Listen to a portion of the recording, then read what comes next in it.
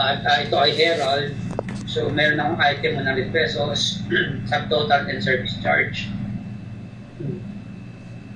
And then of course yung pinaka-total ay 110.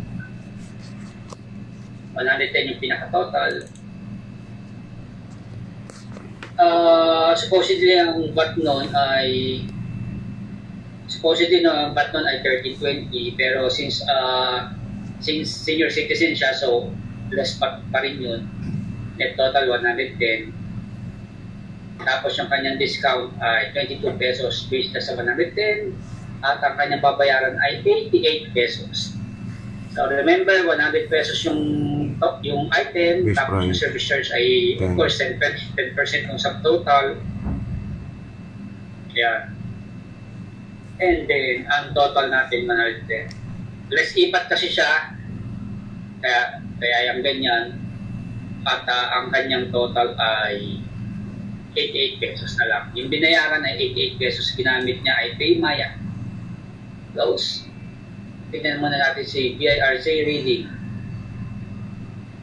Now, ito yung binayaran niya, yung 88 pesos.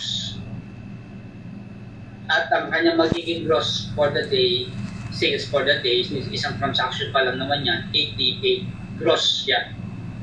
Kung magkano yung binayaran, ayun yung gross. So kung magkano yung binayaran, PayMaya ginamit, so hindi siya cash, hindi siya credit card, kaya maka-classify siya sa other payment. So 88 pesos, gross sales, 88 din. Wala siyang VAT kasi nga in-exempt siya dahil siya ay senior citizen. Maalalaman mo namang senior citizen dahil meron siya ritong discounted na 22 pesos. 22 plus 88 equals 110.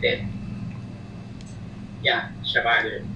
Now, this report, hindi niya pinakita yung VAT kasi nga wala naman na makukompute na VAT. Kasi siya ay isang senior citizen. For this report, hindi na pinakita yon.